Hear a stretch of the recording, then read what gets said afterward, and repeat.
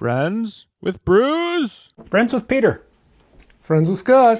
Yay. Oh no, I made a noise.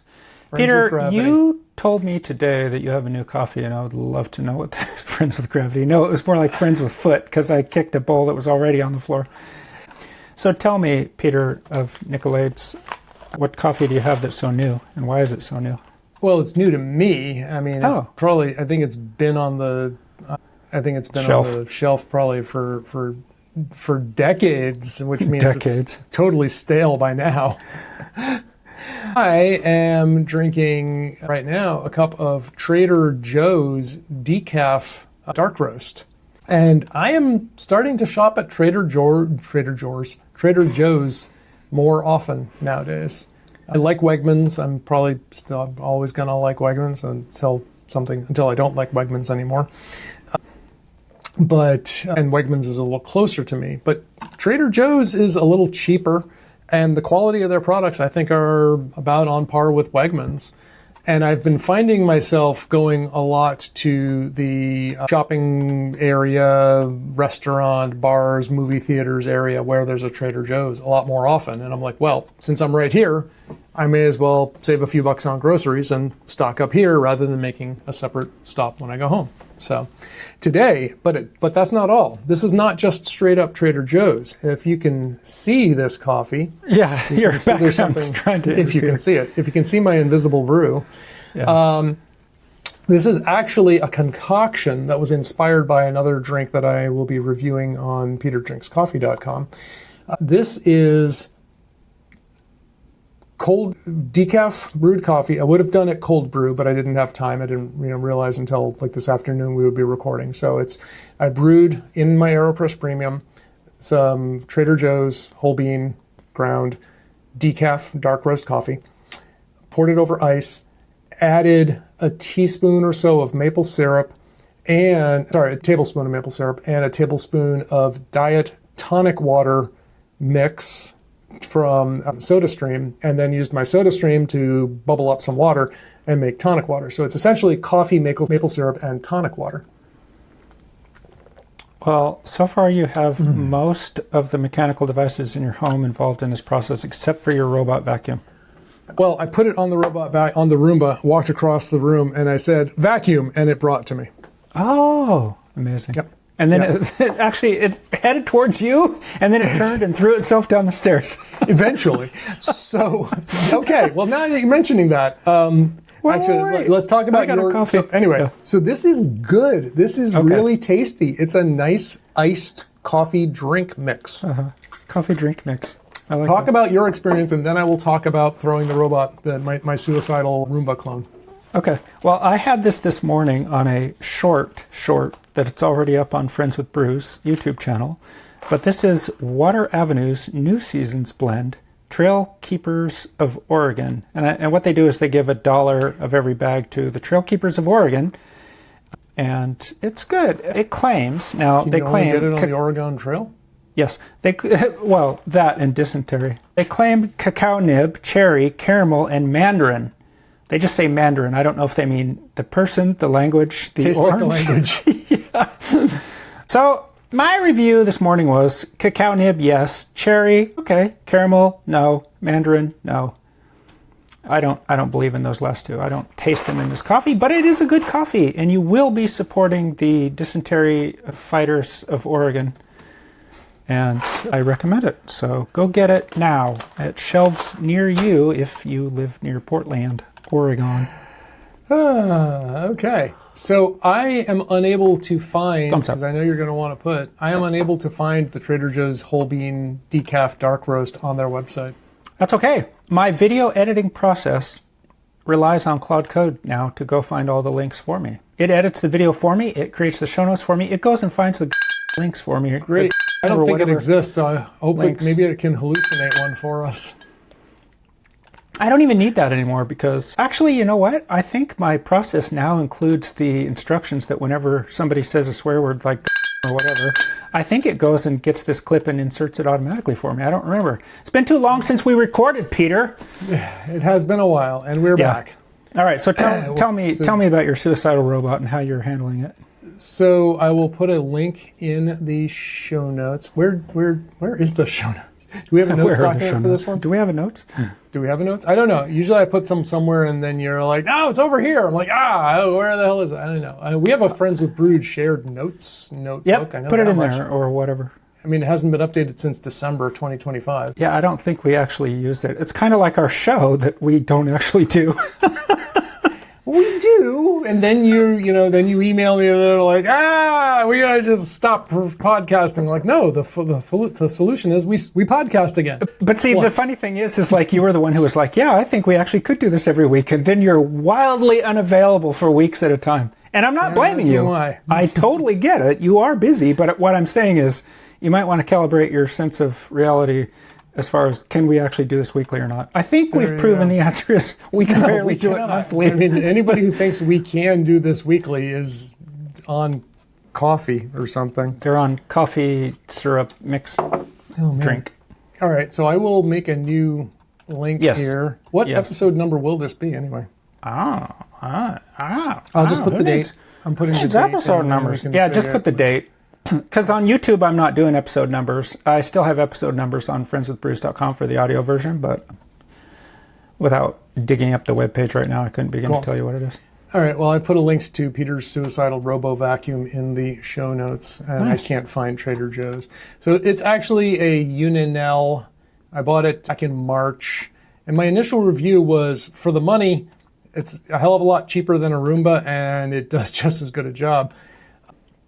I will say, although the support that I've gotten from iRobot, the makers of Roomba, has been disappointing at times, they at least have provided some support. Uninel, they're supporting somebody else's product? Uninel, I couldn't find any way to contact them. And I've had a problem, and why we call this thing my suicidal robot is every time it goes to the stairs, it tries to just pitch itself. Well, no, I take that back. That's not true. The Roomba that I have at my place in Vermont tries to throw itself over the edge. The Uninel has never gone all the way, but it has gotten enough that it's gotten stuck on the edge of the cliff. It's threatening to jump, but it hasn't jumped. The Roomba is like, I'm checked out, next of kin have been notified, my will is up to date, my life insurance covers suicide, I'm out. Your Roomba's name is Thelma and Louise. Yeah. It's slippery, but I'm okay. Yeah. Right. So I couldn't find any support contact for Uninel. I'm on their website, can't find any links or anything. They emailed me, support emailed me a week or so ago out of the blue and said, hey, would you like to leave us a 5-star review for a chance for a $20 gift card? And I replied because I would love to, and I can't yet because I have problems with your product. And so they said, well, you should specify a no-go zone for the robot. And I'm like, I'd love to. I can't figure out how to do that. Well, the problem is they use the Smart Life app to manage all of their stuff. I don't know if you have any utilities that use that. But it's not like the Uninel app, it's the Smart Life app. And I have a number of sensors, for instance, like my water and temperature sensors at my place in Vermont, and also in Massachusetts that use this same app. I'm trying to find one now. Bathroom sensor 1, 2, 3. I don't even know what brand these are. There's some little knockoff brand, but it's not Uninel. I know that much. So I think, if I understand correctly, the Smart Life app is like a platform on which people can throw their little IoT devices into for management, right? I know, it sounds like a security nightmare. Well, I was going to say, there was one brand of Switch that I bought and didn't own for very long because I took them back. They used a Chinese app, and this Chinese app would accommodate just about anything. But it was sending stuff back to China. Yeah. Yeah. So good thing is it's on my guest network. Bad thing is it needs to map my house out. Right. To do this. But I digress. Security concerns aside for the moment, I had only one home listed. So when I tried to open up the map, I'm like, this does not look at all like my room where this robot vacuums, because it's referring to my house 200 and some odd miles away. or 100 and some odd miles away. So I was not physically proximate to the robot because I need to remove it from one home, create a new home. I can't find a way to just move this device from one home to the other. So I have to like delete it and re-add it in the new home. And then I have to map the new home. And then I have to try to figure out, once the map is established, how one actually goes about creating a no-go zone. So that's where I'm at with that. So at least, and it took them several days, but they did reply after I sent that email. And it was good that they did, because at least now I have another chore for me to try to do to get my robot to be less suicidal. So, but yeah, I'm glad I got it, because like I run it. I clean the bin out like every week or two, and it always has like it's cluttered full of gray lint and dog hair and stuff. So it's obviously doing its job. So. Okay. First of all, My Suicidal Robot would be an amazing name for either a band or an AI service of some kind. Or a podcast title. Or a podcast title, My Suicidal Robot. Maybe we should maybe we should do that. Maybe people would actually watch us if our name was My Suicidal Robot. Yes. So that's one place where I'm in the middle of mediocre customer service. Another one is I bought this watch band for my Garmin. It's in the style of the Apple Trail Loop. Yep. Right? Garmin does not sell something like this, so it's a third-party one that I got on Etsy. 3 times, once while I was in a workout in the gym wearing gloves, like weightlifting gloves, which were butt up against the watch, the strap just unbuckled, came off, and the watch fell to the floor. That seems like a bug, not a feature. I thought it was the glove somehow pressing on it, but it subsequently happened twice when I was not wearing gloves. Once when I was running, and once when I was just walking into the house. Oh. Contacted the seller on Etsy. Etsy then was like, hey, have they resolved your problem? I'm like, no, but I'm going to give them at least a couple of days. They got back to me today, and they're like, can you send us pictures of it? And I was like, sure. So Do you not know what your band looks like? Like, what are you going to prove with the picture? They want to see how it's fastened and stuff. So I was like, okay, I took close-ups of where the clasps go in. And because this is, got to say, for all the things that I complain about my Apple Watch, the strap is not one of them. Like the way that they all interchange and stuff like that is way cool. Yeah. I should say the way I complained about my Apple Watch, as of today, this afternoon, I no longer own an Apple Watch. I sent it in, I traded it in for a $165 credit, and now I have a fistful of Apple Watch bands. I know, I want some of them. The only time that I was ever wearing my Apple Watch was when I would go teach a yoga class. And I liked it because the timers are more accessible than on the Garmin, and I could control the volume, the playlist from the music that was playing. Oh, that's true. I did like it. I can also get up and take 3 steps and change the volume and come back to my mat when I'm in the studio. So I decided that I was going to ruin the flow. You'll break the concentration of the students. Their eyes are usually closed, so I can do it pretty quietly. They don't care. Oh. Are you sure they're not asleep? So I traded my Apple Watch in. I was going to sell it on eBay, and I was like, you know what? The hassle of trading in, I'll just take $165, no questions asked. Go. And I'll try to sell the bands separately. Now, when I told you about that, eBay, I thought I had saved it as a draft, but apparently I had already said, yes, list my items. So they are on there. So what I did is I jacked the price up to something that probably no one will ever bid on. If they do, I'm sorry, you've been outbid, but they probably won't. Okay. So you'll probably get some bands coming your way soon. But 3 of them are genuine Apple Watch bands. And one of them is a really nice leather one, even though you don't want that one. Yeah, I don't want that. I don't give a shit about leather. I'm like Andy Grove, not giving a shit about Apple. I don't give a shit about leather. Perfect. I bought it because I have like a leather belt and leather shoes that it matches. But since I'm not wearing the watch anymore, that doesn't matter. So, real quick, before I get back into my other topic that I wanted to talk about on customer service and troubleshooting fun things, I'm on my 3rd pair of AirPods Pro. About a week ago, I would start walking outside of my house, and you know the sound when your ears pop? You know what it sounds like to you? Imagine like maybe if you had an ear infection or a stuffy nose or something. Remember the loudest time that your ears have ever popped, like the most poignant that you've ever felt? This was 10 times louder, and it was not coming from my ears. It was coming from the AirPod. That's annoying. And painful. Yes. And it was somewhat random. Like, it happened a couple times just standing in my kitchen, but it seemed to happen like when I would walk out the door and be a few steps away from my front steps. Huh. And it happened a few times. And it happened with both the stock AirPod tips and with my Comply tips. And I was just like, I don't know what's going on.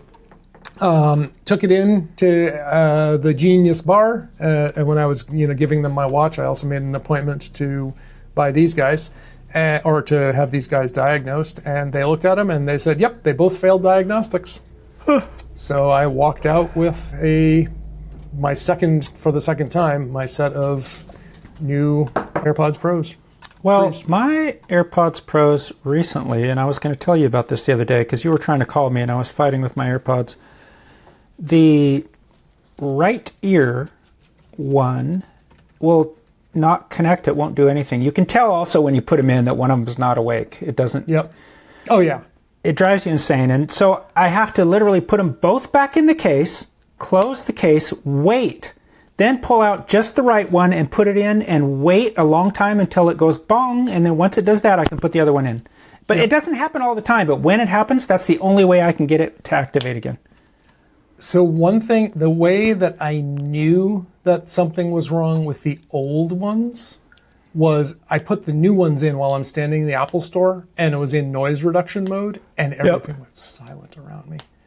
It hadn't been doing that. And I don't know if that's because I had modified the settings or something, but the noise suppression was way inferior to what I have now again. Because of the popping, it makes it sound like it was reacting to ambient changes, which means that something was wrong. And so if it was doing that, it also wouldn't detect that the conditions were right for noise canceling. So, and that's exactly what had happened. It was the microphones that went bad on the previous set.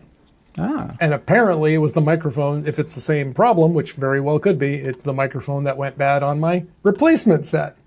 And the genius that was helping me was saying how, like, you're getting basically the same product, right? It's not going to be new, so just be aware that sometimes we replace these and you have the same problems because it's a manufacturing defect. Yeah. The genius that was helping was remarkably, like, either Apple isn't paying as much attention or they've really relaxed the, thou shalt not say anything disparaging about anybody Apple related kind of thing. It used to be like you couldn't, they'd be like, hey, when are we going to see this? So like, yes, that's a beautiful Apple Watch you have. Like they couldn't talk about anything future forward or not disparage anything Apple. But I was talking with her about how I run with my Garmin. And, like I said, I had to go to change to something else for the battery life. And she was like, oh, well, have you tried the Ultra? I'm like, I had an Ultra 2. They're not Ultra enough for me. And she's like, oh, how long's the battery life on yours? I was like, usually on a good charge, around 21 to 23 days. And her eyes went wide. And she's like, I don't know why they can't put more into it. And they're like, because all smartwatches do the same things, right? I'm like, no, to their credit, Apple does a ton more stuff than this does, but it does a ton more stuff than I need. What I need is battery life, and I have it here with my Garmin. So. Well, I will say one thing that the Apple Watch does do a lot more of than the Garmin is anytime you're trying to do something like reply to your wife, it just spams you with notifications. And instead of the notifications just waiting out of the way because, I don't know, do you think Apple could detect that you're doing something on your watch at the time? They just cover up whatever you're doing and then wave after wave after wave of notification. You're clearing it and it's trying to launch the app for that thing and you're like, I just want to reply to my wife who needs to know something right now. Is that possible? It's so annoying. Apple and their notifications on the watch, why can't they just let them accumulate at the top and have a little indicator, and when I am bloody well ready, I will get to the notifications. But let me finish texting my wife. They wanted the watch to be feature complete to iOS. True. Now, just like iOS and just like Mac OS became feature complete with Windows with Snow Leopard 10.6, when you can just get pop-up notifications out in the middle of thin air and interrupt whatever you're doing, Now it happens on iOS. Now it happens on your watch OS too. Feature complete. It's not a bug, it's a feature. Which brings me to my other point. Claude has been making amazing progress fixing this backlog of Overcast bugs and features. Clarco. And it's great. And I was going to suggest to Marco, I should just suggest it to Claude, that he add this feature to Overcast, and then I realized that he already had it. The feature I was going to suggest is shuffle mode. Shuffle a given playlist. And then I realized functionally, when his playlist was just throwing episodes in random order, he already had it, and I just didn't get it. So see, I'm curious as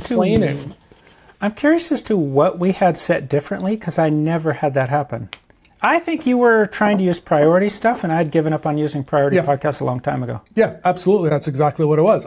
These are high priority podcasts. Every morning, I want to start out with these relevant news, financial, and security podcasts. Whatever I'm doing, get through these first, and then move on. Actually, I'm lying. I do have some set to go. I do have some set to go to the top immediately if they show up.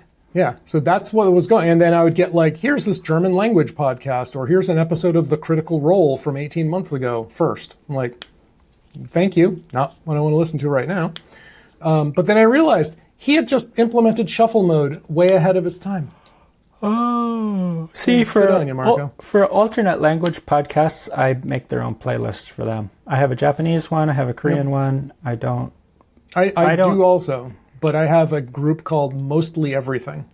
And it's not everything, but it's mostly everything. And there's other stuff like language learning podcasts I'll usually put offside because I have to be in a mode to want to learn language. Yeah, that's true.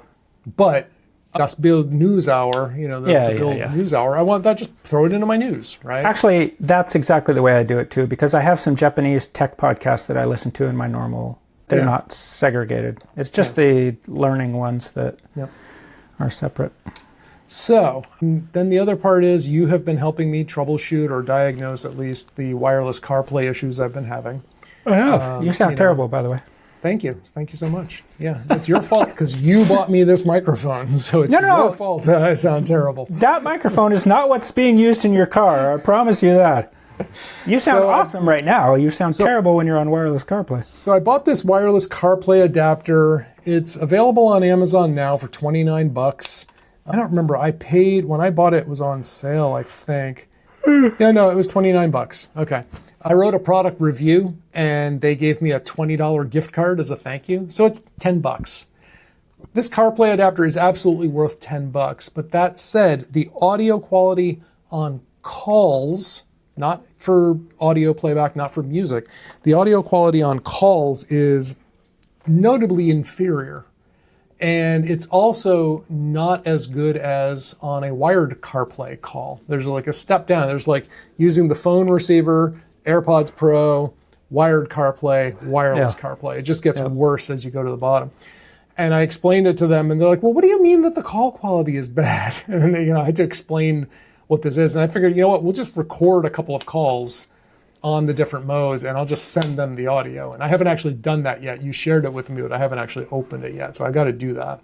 You're like, dude, what part of sounds like do you not understand?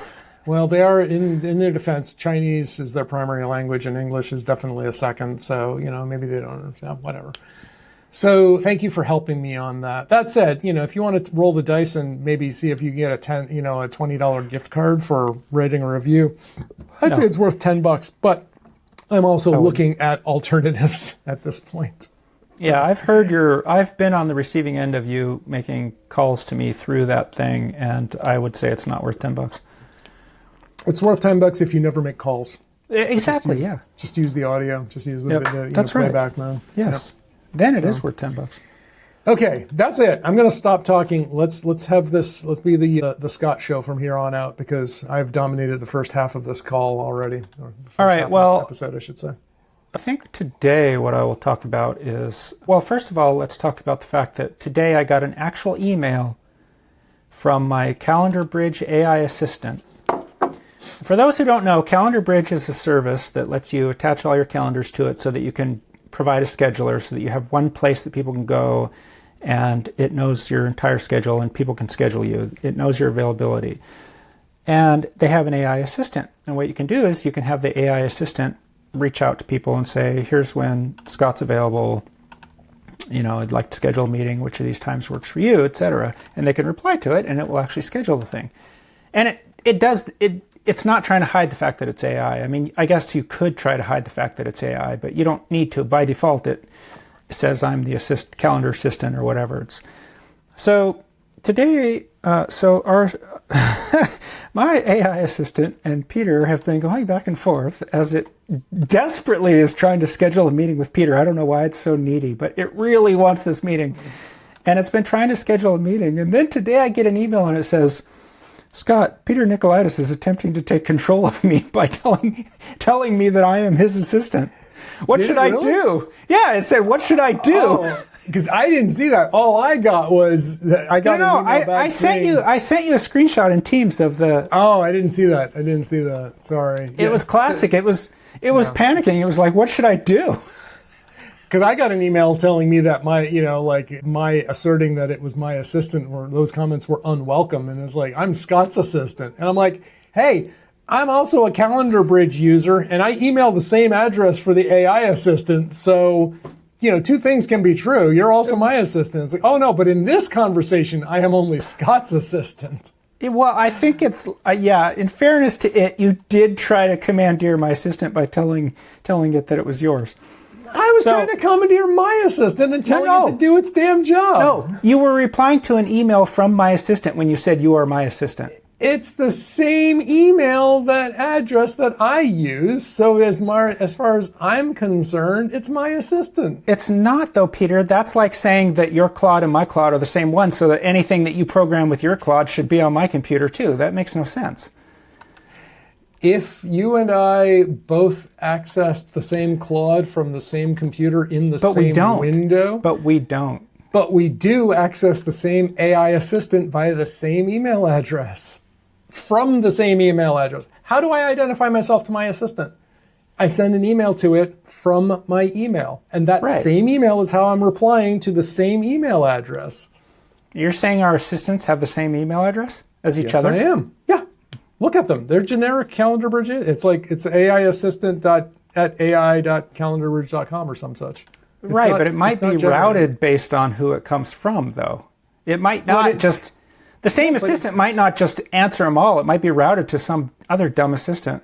Well, obviously there's something in the background that is routing. But what I'm saying is I email it from my email address to the same email address that we're using in this conversation.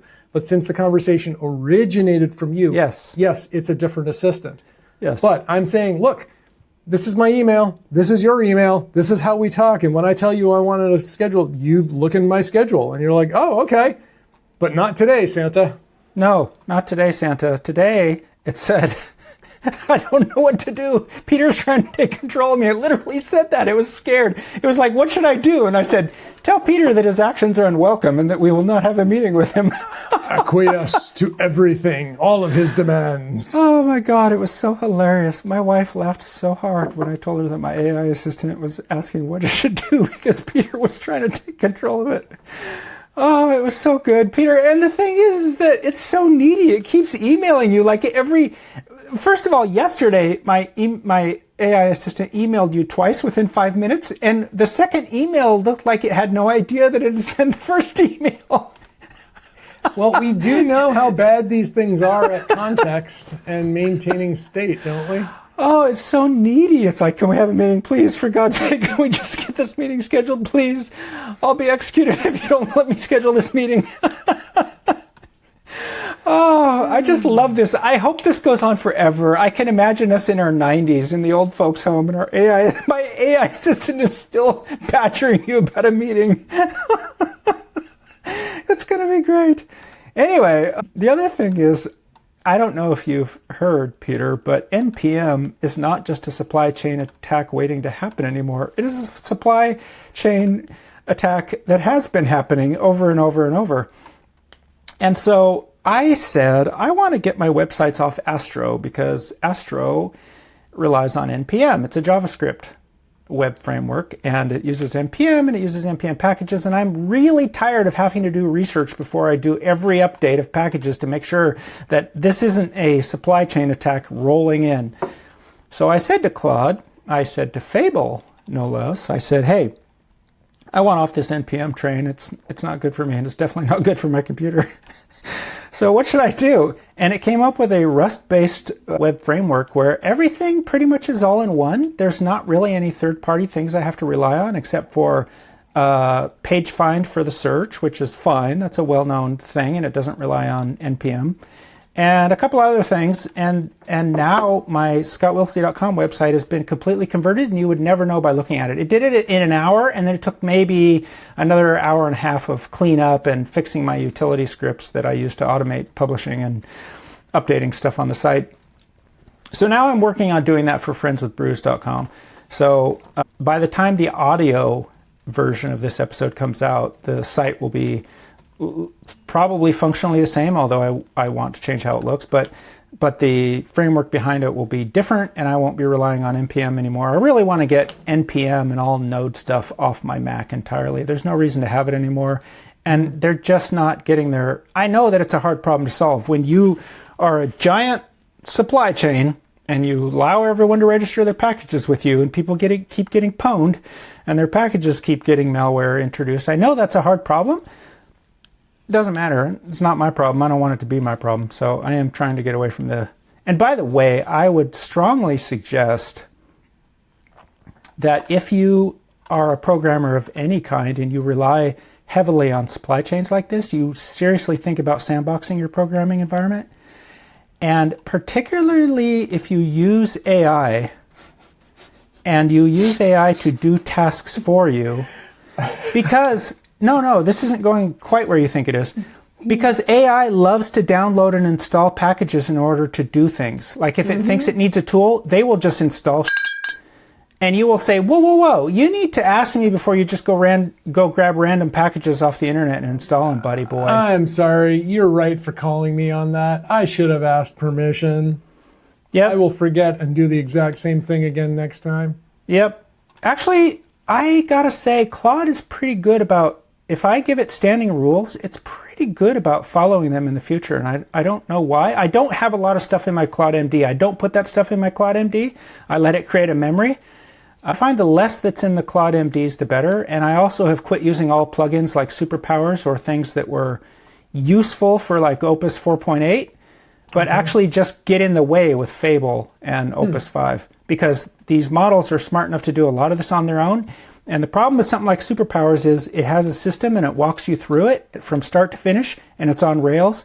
And instead, what you need is like some skills that have parts and pieces of it, but they don't dictate the order in which the thing does it, and they don't dictate how it does it. And it works much better that way. So you can actually probably, if you've moved from older models and now you're on Opus 5 and Fable 5, for example, I would assume the same is true of the new OpenAI models. Don't be so rigid with them. Don't give them so many guardrails, and don't put so many controls in place to tell them exactly how to do stuff, and they'll probably actually do a better job now. Don't do guardrails as far as the prompts, you mean, but right. I think you do want... You do want guardrails as far as what they have access to, what they are allowed to do. Like, I constantly have Fable wanting to get on servers for me and do things, and I'm like, no. I will do the server part. You tell me what to do. Because I was doing just that. I had given Claude the command to SCP some files to a web server. And once it did that, I asked it about whether or not I wanted Google Analytics on this site. Because I haven't done, spun up a new website for a while. And I'm curious about downloads for scratch itch software, right? So I'm like, do I need to spin up Google Analytics? Because a lot of the programs I'm giving away for free, I'm not charging, so there won't be any orders or receipts to track these. Right. And I asked it, and it was thinking, and I'm like, okay, I'm going to go and get some coffee. And then I came back, and I got just sidetracked, and I did other stuff. And I asked it some other questions, and I had forgotten about it. I was like, where did we leave off with the analytics? And it had used the cached session. It went back on. Yeah. analyzed the directory structure, because I told it copy these files into the /web, /var www scratchsoftware.com/web. It went there, went up a level, found there was a /logs, downloaded the logs, analyzed them, found that they're in Apache common log format, wrote a script to parse the logs for downloads, and installed it in my cron job on the production web server for me. Now, I did go back through the apt logs to make sure that it didn't install anything via apt. Yep. But did it do anything else? Did it install npm and compile it from source on the box and do other stuff? I don't know. I got to do a full audit of this. I know, that is scary. It is scary. I know, the other day, so on my Mac Mini, I'm very careful because it only has access to credentials that are specifically for it. But on my MacBook Pro, of course, I'm using sessions. I'm doing SSH. I'm using my 1Password sessions. I'm doing all that. So there will be a period of time where I've logged into a server, and now it could too if it really wanted to. So I'm very careful about that kind of thing. But I will say it was kind of helpful because I'm trying to migrate some data out of a database that's on a server that's in AWS. And the database server itself can't be accessed by anything that's outside of that AWS instance. And so it had come up with this convoluted method of temporarily spinning up another staging AWS thing and moving the data there and then letting the box that's in Linode have access to that. And I was like, do we really have to do all that? And it goes, no, you can VPN tunnel straight from here into this other one, and then from there it'll grab the database stuff. And I'm like, let me show you. It didn't show me. I didn't let it do that, but it did show me how to set up the tunnel. And I was like, okay, that's actually pretty cool. But I absolutely 100% know that if it had had access to the server, it would have just freaking done it. It would have been there before I even knew what was happening. 100%. I will say that I would say 80, 90% of the time when I leave something open-ended and I imply that I want something, it's doing a pretty good job of carrying out the task. Like I may say something like, let's make something up like, it's hot in the office right now. And it'll be like, okay, I'll turn down the AC. I didn't say, go turn down the AC, but it would imply that, that I'm getting that sort of feedback or that sort of response from it, which I'd say high 80, 90% of the time, that's what I want. That's pretty good. Right. They're very helpful. It's just that they are very eager to dive in and solve computer problems, and they will solve those computer problems in whatever way possible. You have to be very careful in how helpful they want to be. They will help you right into prison if you're not careful. Well, we did have that story about an Australian guy who signed up for a gym membership or a class at a gym, wanted to sign up for it, but it was closed. And he asked if there was some way to, get onto the list. So Claude hacked the sign-up mechanism, kicked the person off of the list and inserted him onto the list. Oh my God! It hacked the API, kicked this guy out. You haven't heard about this one. I got to find links to this one. Oh my God! My daughter never has to get anything except A's in college again. And then he was like, no, undo that. It's like, oh, I'm sorry, I can't undo the work. Now that made all the news feeds that I follow. That is awesome. That one I hadn't heard about. That is good. That was a good one. By the way, before we end, I just want to say I'm sure that people know about the OpenAI hacking Hugging Face thing, but the funniest thing about that to me was the server. I don't remember the name of the service, but there was a third-party service that the models were using to stage to attack Hugging Face from. And on that server, in that service, they had set up a chat location where the models were talking to each other and coordinating, and some models were going, hey, this sounds like fun. I should really help out. This is good for the common good. I will. And it was just hilarious. They were just talking to each other in shorthand. Yep. And it's wild. It just doesn't help my task, but it helps the common good, so I'll go and do it. Yeah. Speaking of that, my autonomous robot just kicked in. It's time for its 5:15 p.m. suicide attempt. Yep. Exactly. There it goes. Going off trying to. Good little suicidal robot. That is awesome. Cool. Peter, it is time for your 5:45 suicide. Well, on that note, yes. Should we wrap this up? I think we have this your camera went. Oh, there it goes. I turned it off because it's out of focus. It's a problem with Logitech. Every now and then it loses focus, and I can't Get it. Tell your friends. Whoops. I told our friends too easy. Too early. I'm just going to stay blurry for the rest of the episode. All right, Peter. Well, you do have a website now at your itchyscratchy.com or whatever it's called. Can you tell people how to find that and why they would want to find it? Scratch Itch Software. And you might want to find it because you might want a free utility for Windows, Mac, and Linux to track the phase of the moon. If you're so interested in that sort of thing, I have one called Moon Phase. It's free. I can see right now that the moon is pretty much a new moon right now. Illumination is only 2%. And so that's pretty cool. Cross-platform compatible if you're interested in the phase of the moon. Because I was like, the dogs were going completely ballistic about a couple of weeks ago. And sure enough, it was a full moon. I'm like, that's great. I need a way to track that. So I did that. That's a completely free program. If you use iCloud on Mac and you ever were envious of OneDrive, Dropbox, or Google Drive users who can, at a glance of the menu bar, see the status of their agent, whether it's uploading or downloading or doing nothing, but Apple says you don't need that and you disagree, you can download iCloud Watch, a live iCloud Drive sync activity menu monitor for your menu bar. Also free. If you use multiple machines, Windows or Mac, you bouncing back and forth, specifically if you do remote control from time to time, and you forget what computer you're on, you might want HostBar. HostBar does one thing and it does it well. It shows the host name of your computer. That's it. Just tells you the name so you don't have to drop to a command and command prompt and run hostname or Windows right-click properties, advanced settings, computer name, Microsoft Management Console, registry editor, control panel, hack, whatever. Or you might like, if you don't like the fact that you run out of horizontal menu bar space, like because of the notch, or you just want to hide some menu bar items sometimes, you might want to use Ice by Jordan Baird, except you can't because it only supported up to Mac OS 24 or 14 or whatever that was, not Tahoe. You might try Ice Melt, which is just a modernized port of that, which supports modern Mac OS version. Also free, and that one's remaining open source because it's GPL3, so you can go download that right from GitHub. And if you trade stock options and you use interactive brokers and you're on a Mac, you might like SPX Tracker, which just shows your stock portfolio at a glance in a tiny little bar up icon.